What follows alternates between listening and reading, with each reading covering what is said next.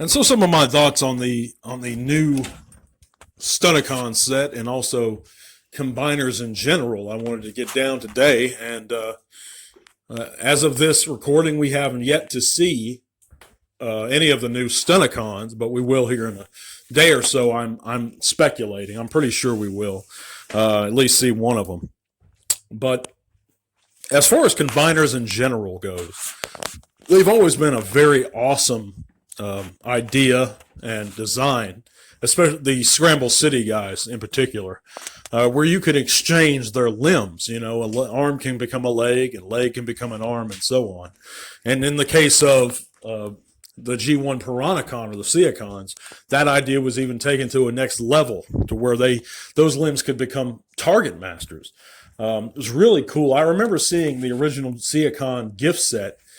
It was either the Seacon gift set or the Terracon gift set in the store. It was so long ago, but I remember seeing one of those too. And it may have been the Terracon one because I think one of them was exclusive. But I'm not sure. But I remember I had the original Snaptrap as a kid. And we had Scattershot, the leader of the Technobots, and we had a few guys. We didn't have many as a kid, children, but we had a few of them, and we loved them for what they were. I know when the Technobot set, or Hasbro released the Technobots in the I think it was the Power of the Primes. It wasn't Combiner Wars, but it was that recently released Technobot set. We passed on that one. We opted for the Takara one instead because it reminded us more of the G1 guys. I mean, neither one of them was perfect, but they were both pretty solid, you know. As far as that particular one, I think we reasoned that the head on Computron was unique as opposed to just a repainted Superion head, because Computron to us was very different than Superion, and we wanted to separate him from Superion as much as possible. But, you know, the classic, going back to the main discussion here, the classic Gestalt being Devastator, and a lot of people's favorites. And he's a great combiner. It'd be cool to see new Constructicons, but I don't necessarily believe we need them. I was a fan of the Combiner Wars set. I thought they looked real good.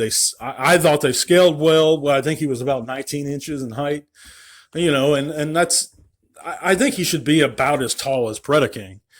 And I think the Predaking was good. So I'm a big fan of that. I own that one. And but I just wanted to talk a little bit today about some of the combiners and the whole idea of gestalts, you know.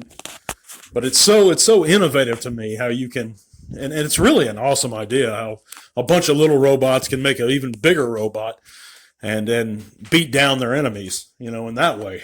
But the problem with Devastator is he had no nemesis or counterpart, you know. So at that point, the bad guys had a big advantage in that department. You know, if you can't throw in Omega Supreme, of course, but and vice versa, Omega really had no counterpart because Devastator was no match for Omega. But of course, Omega really wasn't a Gestalt or a combiner. He was kind of a duocon or a triocon, however you think about that, being a rocket and a tank and a base or whatever, but he still wasn't a combiner. He was one robot mind, you know. Whereas Devastator, you have six of them working together. But I always thought and I know I'm jumping from point to point here, but I'm just trying to cover a wide range of things in this discussion. You know, and I think the Seacons had a big advantage having a six-member too, and that's what was good about Combiner Wars and like the Stunticons in Combiner Wars. They had Blackjack and they had, I believe his name was Off-Road, and then later on they got Wild Rider again. So you have even more members. So and then that was always a complaint of mine. If one of the limbs were damaged, what would they do? They'd walk around without a limb. I think Defensor even did that in the show when First Aid pulled the pacifism card and didn't want to fight anymore. Yeah, here you have a Defensor with one arm. Well, if they had more members, that guy could take the place of First Aid. whoever that is. And if it was in Combiner Wars, then it would be Rook. So it would just, if you have a sixth or seventh member, a couple extra guys, losing a limb or a main guy wouldn't be such a hit to them. So I like that idea of adding extra members for each team, and I think that's something they could explore again. As far as the classic combiners go, I'm excited to. I'm getting, as more time passes, I'm getting more and more excited to see the Stunticons, the new ones, and I think we will again. I know that my buddy Dennis, he's not too hyped about them and he has a very valid point in stating that we've gotten. We spent the past few years getting the entire sets of the Combiner Wars guys, the gestalts that we do have, or third-party guys. And we've taken a lot of care in making sure they scale well with each other and getting the guys that we like. And now just having to replace them kind of sucks. And I see that argument. But if we look at it again, the Combiner Wars Menasor, he really wasn't that great in combined form. He wasn't very G1. I know they did the best they could, but they could have done a lot better with him in particular. The hands and feet kind of suck. I think that's well known and pretty much agreed upon that the Combiner Wars hands and feet were kind of meh, but which is something I actually liked about Hasbro's Computron release, is that they gave us different hands and feet, and we can't say the same about the Takara release. So that's one thing the Hasbro release of Computron has over the Unite Warriors version, is those better hands and feet. But I digress. I love the idea of gestalts, and I wish, and I hope, and I think it will continue.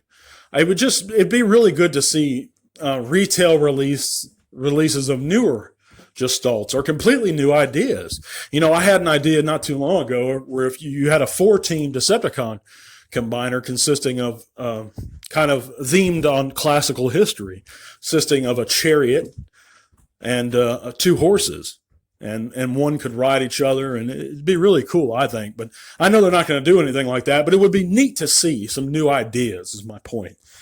But I'm curious what you guys think in the comments. Let me know. And if you have anything to add to this conversation, if not, that's fine too. I appreciate you guys listening so much. I'll be back for more. And I think that we're going to get a big update here in Hasbro PulseCom hits here in a couple days. So stay tuned, guys. I'll be one of the first to drop some news as soon as that happens. Thank you guys for listening. Till all one.